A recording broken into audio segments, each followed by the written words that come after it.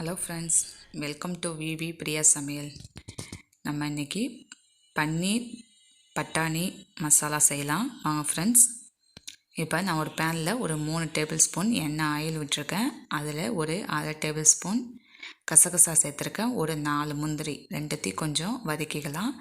அதோட 2 பட்டை 2 கிராம்பு ரெண்டுத்தையும் சேர்த்து அதையும் வதக்கிக்கலாம். ஒரு 4 பெரிய வெங்காயம் அதையும் சேர்த்துக்கலாம். நான் ஒரு இஞ்சி பூண்டு ஒரு 1/2 டேபிள் ஸ்பூன் சேர்த்துருக்கேன்.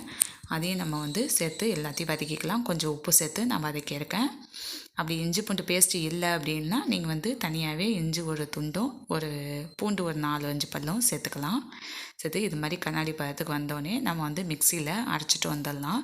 இதை தனியாக அரைச்சி வச்சுக்கணும். அடுத்தது நம்ம தக்காளியும் அரைச்சி வச்சுக்கலாம். தக்காளி நான் ஒரு 3 மீடியம் சைஸில் எடுத்திருக்கேன். அதையும் நம்ம அரைச்சி வச்சுக்கலாம். இப்போ அதே பேனில் ஒரு 2 டேபிள் ஸ்பூன் ஆயில் விட்டு இந்த பிரிஞ்சி இலை மட்டும் நம்ம சேர்த்துப்போம். இதோட நான் மிளகாத்தூள் ஒரு 2 டேபிள் ஸ்பூன் நான் சேர்த்துருக்கேன். ஏன்னா லைட்டாக ஹீட்டை கம்மியாக வச்சுக்கிட்டு நம்ம கருக விட்டுறக்கூடாது. மஞ்சத்தூள் மிளகாத்தூள் ரெண்டுத்தையும் நம்ம சேர்த்துக்கலாம். ஏன்னா கருகிடுச்சுன்னா அது ஸ்மெல் வர ஆரம்பிச்சிடும். அதனால் கருக விடாமல் நம்ம லைட்டாக லோ ஃப்ளேமில் வச்சு அப்படியே உடனே நம்ம அரைச்ச வெங்காயத்தை அதோடு நம்ம சேர்த்துடலாம்.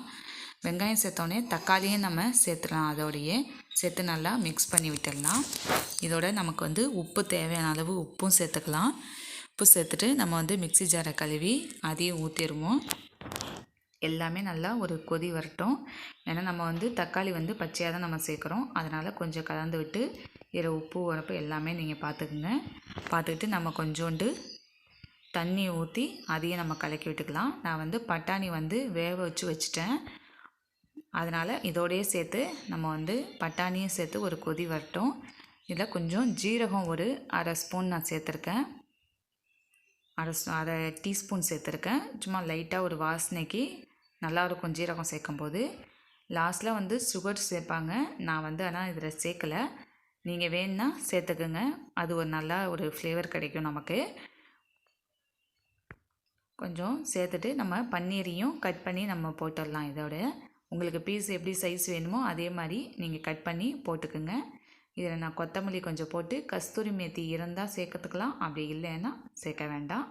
நான் சேர்த்துக்கிட்டேன். இதில் பட்டர்லாம் நான் சேர்க்கலை. உங்களுக்கு வேணுன்னா பட்டர் சேர்த்துக்கலாம். அப்படி இல்லைன்னா ஃப்ரெஷ் க்ரீமும் சேர்த்துக்கலாம். நான் எதுவுமே சேர்க்கலை. இது சிம்பிளாக நம்ம வீட்டில் உள்ள பொருளை வச்சு